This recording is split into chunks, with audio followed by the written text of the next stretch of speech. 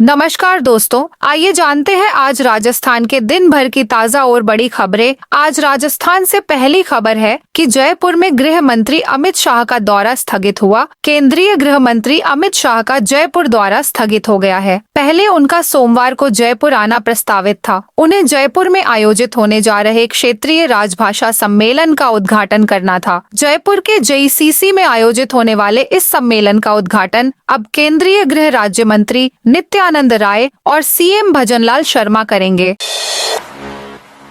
5वीं और 8वीं बोर्ड परीक्षा का टाइम टेबल जारी। शिक्षा विभाग ने प्रदेश के सरकारी और प्राइवेट स्कूल में पढ़ रहे 5वीं और 8वीं बोर्ड की परीक्षा का टाइम टेबल जारी कर दिया है। 5वीं के एग्जाम 7 अप्रैल से शुरू होंगे, जबकि 8वीं बोर्ड के एग्जाम 20 मार्च से शुरू हो रहे हैं। प्रदेश के सभी डाइट्स को इसकी जिम्मेदारी पहले ही सौंपी जा चुकी है। इन दोनों क्लास की परीक्षाओं में प्रदेश भर में 25 लाख स्टूडेंट्स बैठेंगे। नरेश मीणा के पिता ने समरावता में बांटे पीले चावल। समरावता प्रकरण में जेल में बंद नरेश मीणा की रिहाई को लेकर 25 फरवरी को विधानसभा घेराव के लिए अब नरेश मीणा के पिता कल्याण सिंह मीणा लोगों को पीले चावल बांट रहे हैं। जिले में इसकी शुरुआत शनिवार सुबह समरावता गांव पहुंचकर की। उन्होंने समरावता पहुंचकर वहां की धरती को धोख लगाई और लोगों को पीले चावल बांटकर 25 फरवरी को जयपुर आने का न्योता दिया। उन्होंने मीडिया से बातचीत में कहा कि बेटे नरेश मीणा पर राजनीतिक षड्यंत्र रचने वाली सरकार के खिलाफ एकजुट होना पड़ेगा। ज्यादा से ज्यादा लोग 25 फरवरी को जयपुर विधानसभा घेराव में पहुंचकर नरेश को ताकत दें। मैं विश्वास दिलाता हूं कि वह आपके मान सम्मान और हकों के लिए हमेशा संघर्ष करता रहेगा। महाकुंभ के लिए यात्रियों के जत्थे की तीसरी बस रवाना। मेहंदीपुर बालाजी धाम के महंत नरेशपुरी गोस्वामी द्वारा लोगों को प्रयागराज महाकुंभ की निशुल्क बस यात्रा कराने की घोषणा के बाद रविवार को तीसरी बस कुंभ के लिए रवाना हुई। बालाजी दर्शन के बाद यात्री जयकारे लगाते हुए बस में सवार हुए। यात्रा के दौरान आवागमन, ठहरने और भोजन की व्यवस्था बालाजी ट्रस्ट द्वारा निशुल्क की गई है। समर्पित सेवा और समर्पण भाव के साथ शुरू किए गई इस अनुकरणीय पहल को लेकर लोगों में उत्साह का माहौल देखने को मिला। इससे पहले 9 और 13 फरवरी को भी यात्रियों के जत्थे स्नान कर लौट चुके हैं। इसके बाद 19 और 22 फरवरी को भी निशुल्क बस यात्रा जारी रहेगी। तबलीगी इज्तिमा के लिए 800 बीघा में बसाया नया शहर। झुंझुनू शहर में प्रदेश स्तरीय दीनी तबलीगी इज्तिमा, प्रदेश स्तरीय इस्लामिक सम्मेलन चल रहा है। रविवार को इसका दूसरा दिन है। सोमवार को दुआ के बाद यह समाप्त होगा। आयोजन के लिए शहर में मलसीसर रोड पर 800 बीघा में नया टेंट शहर बसाया गया है। यहाँ एक साथ 2 लाख लोगों के रहने की व्यवस्था की गई है। हालांकि प्रशासन की ओर से 60,000 लोगों के लिए परमिशन दी गई है। इसमें पंडाल, पार्किंग, अस्थायी आवास, हॉस्पिटल, फूड जोन, वुजू खाना, वॉशरूम आदि बनाए गए हैं। दीनी तबलीगी इज्तिमा में अनुशासन का अनूठा नजारा देखने को मिल रहा है। केंद्रीय मंत्री बोले, फोन टैपिंग अशोक गहलोत सरकार की परंपरा थी। केंद्रीय पर्यटन मंत्री गजेंद्र सिंह शेखावत ने फोन टैपिंग मामले को लेकर पूर्व CM अशोक गहलोत पर निशाना साधा है। उन्होंने कहा, फोन टैपिंग बीजेपी की परंपरा नहीं है, यह राजस्थान की पूर्व की अशोक गहलोत सरकार की परंपरा थी। उन्होंने इस तरह के पाप किए हैं जिसकी सजा उन्हें किसी न किसी दिन निश्चित ही भारत की न्यायपालिका देगी। शेखावत ने कहा, जिनके खुद के मुंह और हाथ काले हों, उन्हें दूसरों पर कालिक पोतने का अधिकार नहीं है।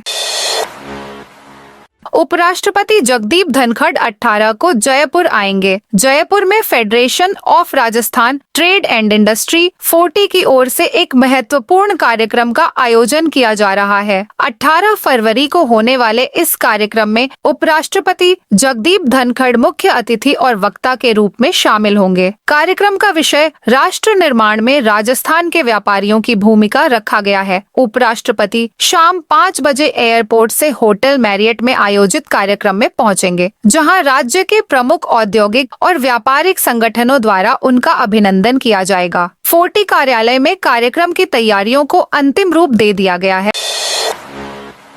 राजस्थान में 18 फरवरी से बारिश की संभावना। जयपुर मौसम विज्ञान केंद्र ने राजस्थान में 17 फरवरी तक इसी तरह मौसम रहने का अनुमान जताया है। इस दौरान कुछ शहरों में दिन रात के तापमान में 1 से 3 डिग्री सेल्सियस तक और बढ़ोतरी होने का अनुमान जताया है। इससे रातों में सर्दी लगभग खत्म हो जाएगी और दिन में सूरज की तपिश और बढ़ जाएगी। 18 फरवरी से राजस्थान के मौसम में कुछ बदलाव देखने को मिल सकता है। पश्चिमी और पूर्वी राजस्थान के जिलों में कहीं कहीं हल्के बादल छा सकते हैं। इस सिस्टम के असर कहीं कहीं हल्की बारिश या बूंदाबांदी होने की भी संभावना है। 19 फरवरी को पेश होगा बजट। राजस्थान सरकार का बजट 19 फरवरी को पेश किया जाने वाला है। लोगों को इस बजट से बड़ी उम्मीदें हैं, लेकिन हालात ये हैं कि राज्य पर कुल कर्ज सकल घरेलू उत्पाद जीडीपी का करीब 37% पहुंच चुका है। हालांकि इसकी सीमा जीडीपी का 40% ही है। 10 साल पहले यह 18% से भी कम था। महेंद्र सिंह धोनी इस साल जयपुर में आईपीएल नहीं खेलेंगे। इंडियन प्रीमियर लीग आईपीएल 2025 का शेड्यूल जारी हो गया है। Opening match defending champion Kolkata night Riders KKR और रॉयल चैलेंजर्स बेंगलुरु आरसीबी के बीच कोलकाता में 22 मार्च को होगा। राजस्थान रॉयल्स का पहला मुकाबला 23 मार्च को सनराइजर्स हैदराबाद से उसके होम ग्राउंड हैदराबाद में होगा। आईपीएल की हर टीम अपने होम ग्राउंड पर 7 मुकाबले खेलती है। राजस्थान रॉयल्स के 2 होम ग्राउंड जयपुर और गुवाहाटी है। ऐसे में टीम अपने 5 मुकाबले जयपुर और 2 मुकाबले गुवाहाटी में खेलेगी। इस बार महेंद्र सिंह धोनी जयपुर में खेलते हुए नजर नहीं आएंगे, क्योंकि चेन्नई सुपर किंग्स सीएसके से राजस्थान का मैच गुवाहाटी में खेला जाएगा।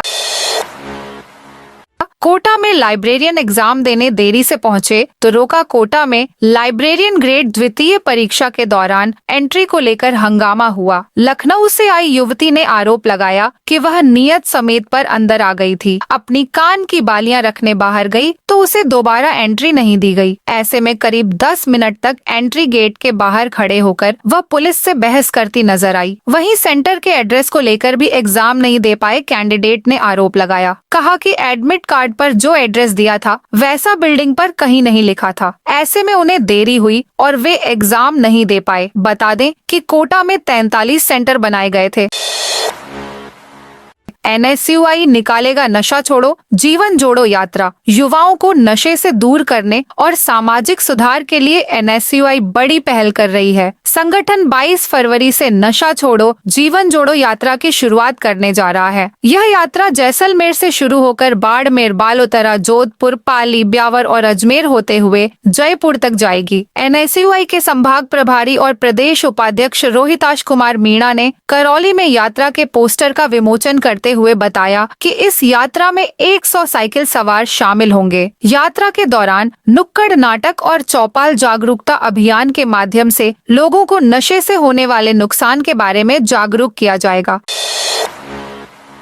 नर्स कंपाउंडर भर्ती के डॉक्यूमेंट्स वेरिफिकेशन। आज से आयुर्वेद निदेशालय की ओर से निकाली गई जूनियर नर्स व कंपाउंडर की 740 पदों पर भर्ती के लिए डॉक्यूमेंट्स वेरिफिकेशन कल यानी 17 से 20 फरवरी तक होगा। इन पदों के लिए कुल 7,186 आवेदन आए थे। इनमें से 1,506 को बुलाया गया है। आयुर्वेद विभाग के डायरेक्टर आनंद शर्मा ने बताया। डॉ. सर्वपल्ली राधाकृष्णन राजस्थान आयुर्वेद विश्वविद्यालय जोधपुर प्रशासन की ओर से वेरिफिकेशन के लिए 10 अलग अलग टीमों का गठन किया गया है। कैंडिडेट्स को अपने मूल दस्तावेजों के साथ उपस्थित होना होगा। 4 दिन तक अलग अलग चरणों में डॉक्यूमेंट्स वेरिफिकेशन होगा। कामकाजी माता पिता के लिए बड़ी राहत। चुरू के हाउसिंग बोर्ड में कामकाजी माता पिता के लिए एक नई सुविधा शुरू की गई है। रविवार को जिला कलेक्टर अभिषेक सुराणा और विधायक हरलाल सहारण ने महिला एवं बाल विकास विभाग द्वारा संचालित बढ़ता बचपन डे केयर सेंटर फुलवारी क्रेंच का उद्घाटन किया। इस क्रेंच सेंटर में 1 से 5 साल तक के बच्चों की देखभाल की जाएगी। विशेष रूप से उन परिवारों के लिए यह सुविधा उपलब्ध है जहां माता पिता दोनों कामकाजी हैं और घर पर बच्चों की देखभाल के लिए कोई नहीं है। सेंटर में बच्चों की सुरक्षा के लिए सीसीटीवी कैमरे लगाए गए हैं। चामुंडा माता मंदिर में चोरी, दूसरे दिन भी बाजार बंद। भीलवाड़ा के हमीरगढ़ कस्बे में पहाड़ी पर स्थित चामुंडा माता मंदिर में 10 फरवरी की देर रात देवी की प्रतिमा पर श्रृंगारित करीब 60 लाख रुपयों के जेवरात और नकदी चोरी हो गई। मामले में 5 दिन बीत जाने के बाद भी थाना पुलिस चोरों का सुराग नहीं लगा पाई। पुलिस की कार्रवाई से आहत विभिन्न हिंदू संगठनों ने शनिवार से कस्बे के बाजार बंद रखे, जिसके तहत आज दूसरे दिन रविवार को भी बाजार नहीं खुले। रेलवे स्टेशन, कवि नगर सहित अन्य इलाकों में भी बंद का असर दिखाई दिया है। सदर बाजार में मुस्लिम समुदाय ने भी अपने प्रतिष्ठान बंद रखकर माताजी के मंदिर से हुई चोरी के खुलासा नहीं करने का विरोध जताया। पंचायत चुनाव टालने का किया विरोध। राजीव गांधी पंचायती राज संगठन की बैठक कांग्रेस कार्यालय में हुई। यहां प्रदेश मीडिया प्रभारी मिलन चाहिल ने कहा कि राजस्थान सरकार ने नियम विरुद्ध जाकर पंचायत राज के चुनाव को टाल दिया है। वन स्टेट वन इलेक्शन के नाम से पंचायत राज के चुनाव को टालना संविधान के आर्टिकल 243A का उल्लंघन है। इसके अनुसार किसी भी परिस्थिति में पंचायत राज के चुनाव को टाला नहीं जा सकता। मिलन चाहिल ने कहा कि परिसीमन करना ही था तो पंचायत के चुनाव के पहले कर देना चाहिए था। आखिरी परिसीमन 2019 में हुआ था। अब क्या जरूरत हुई कि परिसीमन किया जा रहा है? 1.5 साल से बंद कमरों में धूल खा रही 200 स्कूटियां बारां में। राजस्थान सरकार की कालीबाई भील स्कूटी वितरण और देवनारायण योजना के तहत प्रतिभावान छात्राओं को मिलने वाली स्कूटियां 1.5 साल से वितरण के लिए लटकी हुई हैं। सत्र 2022 से 30 में जिले की 295 छात्राओं के लिए स्वीकृत की गई स्कूटियों में से अभी तक 200 से अधिक स्कूटियां वितरित नहीं हो पाई हैं।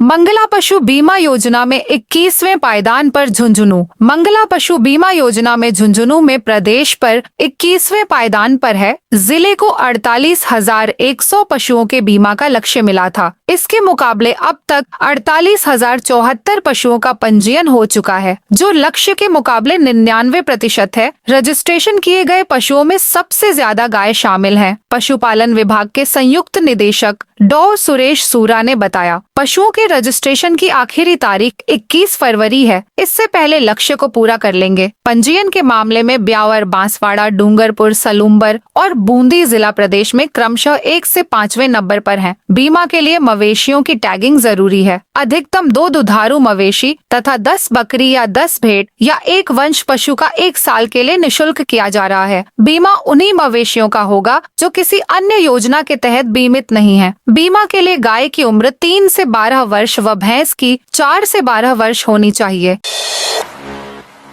एक दिन में 21,000 ने डाउनलोड किया RajCop citizen app. Rajasthan police द्वारा बनाई गई राजकॉप सिटीजन मोबाइल ऐप महिला और युवतियों को अब खूब पसंद आ रहा है। पिछले 24 घंटे में 21,000 से ज्यादा ने इस ऐप को डाउनलोड किया है। राजस्थान में अब तक 17,78,000 से ज्यादा लोग इस राजकॉप सिटीजन ऐप को डाउनलोड कर चुके हैं। वहीं पुलिस मुख्यालय का दावा कि अब तक इस ऐप के जरिए 9,000 से ज्यादा शिकायतों को हैंडल कर चुके। 17 फरवरी को बंद रहेगी सज्जनगढ़ सेंचुरी। उदयपुर का सज्जनगढ़ अभयारण्य में 17 फरवरी के दिन बंद रहेगी। वहां पर उसके रखरखाव को लेकर आवश्यक होने के चलते वन विभाग ने यह निर्णय किया है। वन्य जीव प्रभाग के डीएफओ सुनील सिंह ने बताया कि 17 फरवरी सोमवार को वन्य जीव अभयारण्य सज्जनगढ़ में आम पर्यटकों का प्रवेश बंद रहेगा। कैबिनेट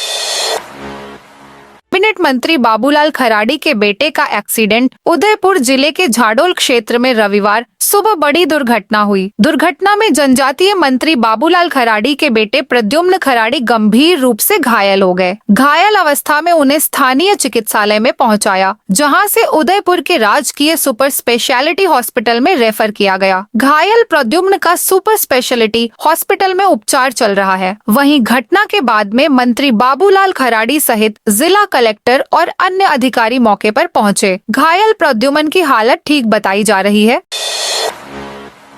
हाईकोर्ट के आदेश पर भी महिला प्रोफेसर की सेवा अवधि नहीं बढ़ाई। चिकित्सा शिक्षा विभाग ने RUHS में ऑर्थोडोंटिक्स के पद पर पदस्थापित महिला प्रोफेसर सीमा चौधरी की सेवा अवधि हाई कोर्ट के आदेश के बाद भी नहीं बढ़ाई, जिसके बाद महिला प्रोफेसर में हाई कोर्ट में अवमानना याचिका दायर की।